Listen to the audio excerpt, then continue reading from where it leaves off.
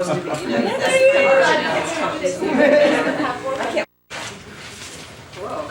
So I was just informed that it's Matt's birthday. Oh. Wish you a happy birthday. Happy birthday to you. Happy birthday to you. Happy birthday, dear Matthew. Happy birthday to you.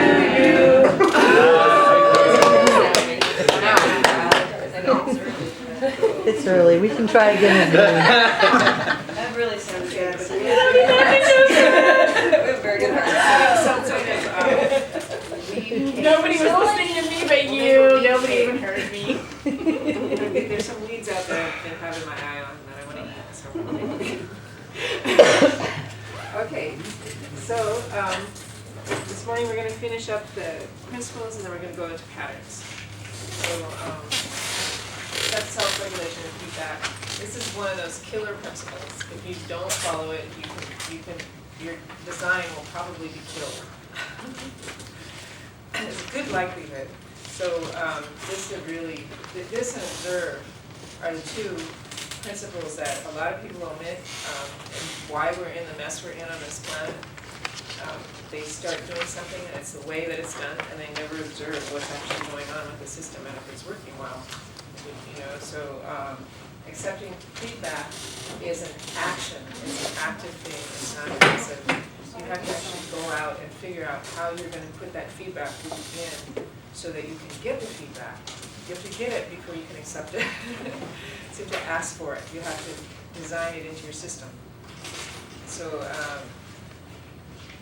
and part of that feedback is looking ahead, long term. Since we're designing for sustainability, we have to look, how can we make sure the system is going to continue to work and last for our children and our children's children. So, does anyone have any questions about that? Could you give an example of that? Just like, I'm sorry? could you give just a standard example of that? Just designing like feedback into the system, and especially like for like longevity of that. I'm sorry. Just like an example of the designing the feedback back into the system, and just kind of like for the long term for. Give you an example? Yeah. Okay. Just like Well, a standard okay. one. Well, this is a really cool one actually. This guy wrote a book called The Economics of Happiness, and our economic feedback loop right now is the gross domestic product. And who doesn't know what that is? You guys generally know. Okay, it's a statistic that measures everything that's bought and sold, services and products in the U.S. So that could include everything we spend on cancer, on accidents, on disasters, on divorce, on jail, on war, disease. It doesn't necessarily reflect stuff that we want, right? But so that statistic could be going up, even if we're all doing poorly. But that's our economic indicator. That's what everybody looks at in the newspapers, like, yeah, So this economist actually started questioning, well, if that's our feedback loop, how are we going to improve things? So he created an economic indicator that is based on quality of life. And what he does is he goes into an area, and he did this up in his home province of Canada, Alberta, and some of the towns up there. And he interviews the people, he surveys them, and finds out what's important to their quality of life. And then he adds in natural capital, which is our natural resources, because that's a lot of people aren't aware that contributes to their quality of life, trees, water, So he adds that in and then makes a graph, a chart out of it, and gets all of those points measured to the degree that he can. Some of them are more abstract than others, but these you might not be able to read it. It's things like disposable family income, weekly wage rate, expenditures, taxes, savings rate. Those are financial. Then you get into public infrastructure, unemployment, there's a lot of financial here for the Canadian guys. Leisure time, volunteerism, commuting time, life expectancy, infant mortality, obesity. These indicate health, right?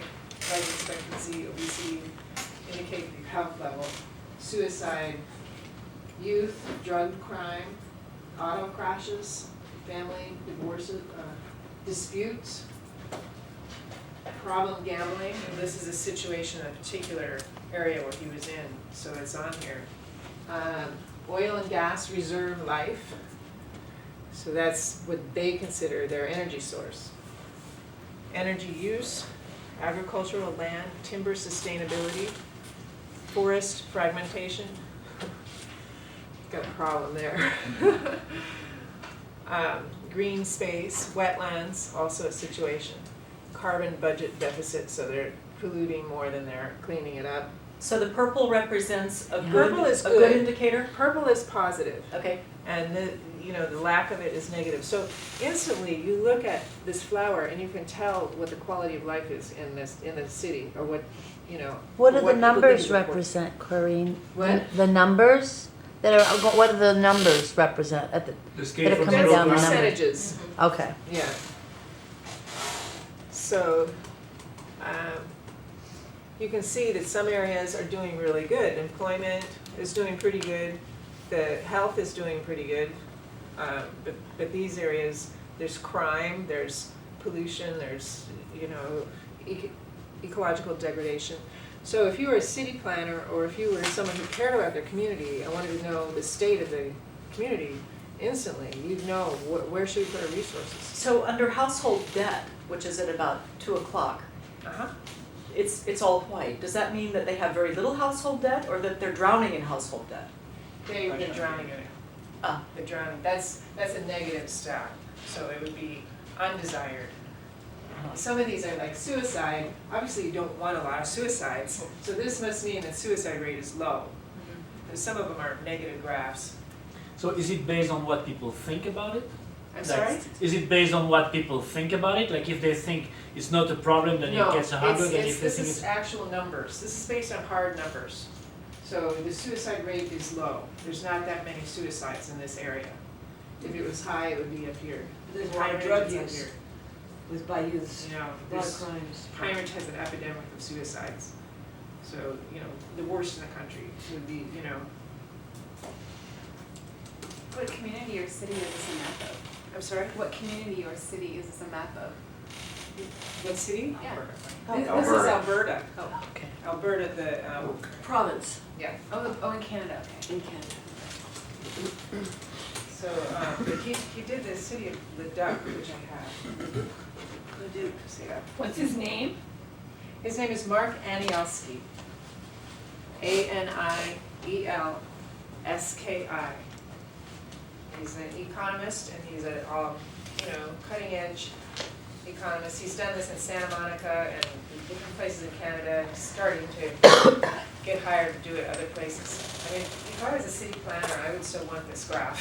That's a really good graphic way to represent, we could represent this for all of these places, many places, and in one look, you can just see what's going on.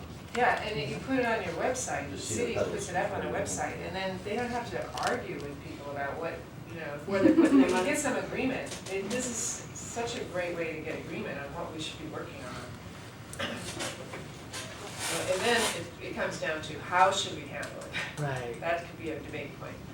I'm sorry, the economics of Happiness. Happiness. Yeah. So this is an example of a feedback loop. It's measuring the statistics of the project that's important to you. And that's a simple way to do it, is create statistics for the project and then measure them. So, for instance, a friend of mine has a permaculture site, and I asked him the other day, how much food are you getting out of there? He goes, I don't know. I'm like, well, why don't you try to keep track, even just informally, about how many baskets of stuff do you produce every week, or something, I have another friend who's obsessive about that. She measures everything. She weighs everything that she grows.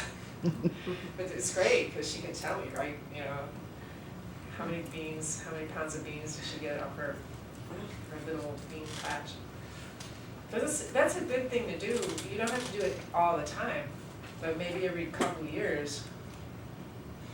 You know, one thing, I'm always experimenting, so I'll have 4 or 5 different types of beds in my sheet mulch area where I put different things in each bed. So for me to put same kind of tomato in every bed, for instance, and then measure the output, that would be, then I'd really know. I can watch how the plants are doing, some are bigger than others, but if I measure the yield, then that's really gonna give me the answer. Does that make sense?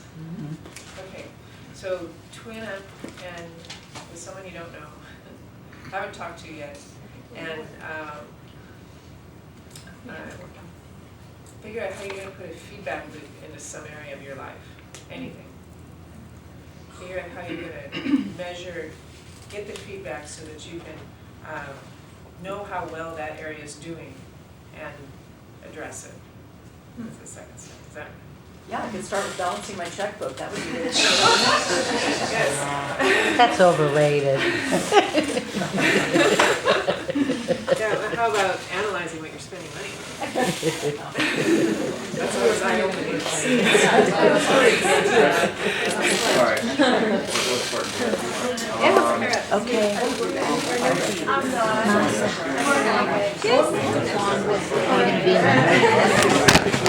I gotta not trip over this camera today.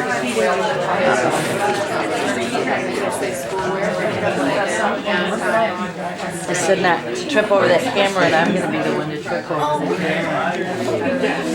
But I don't want to be on. Okay, feedback. What do you need feedback?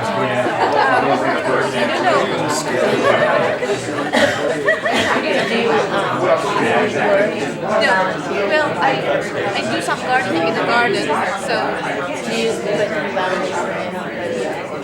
I'm just working in the garden all day. You work in the garden? Yes, in between. Not yet. No, that's true. I think I have to. That's why I'm here. Well, that's what I wondered, 'cause that's kind of what, I was thinking, I like the whole idea of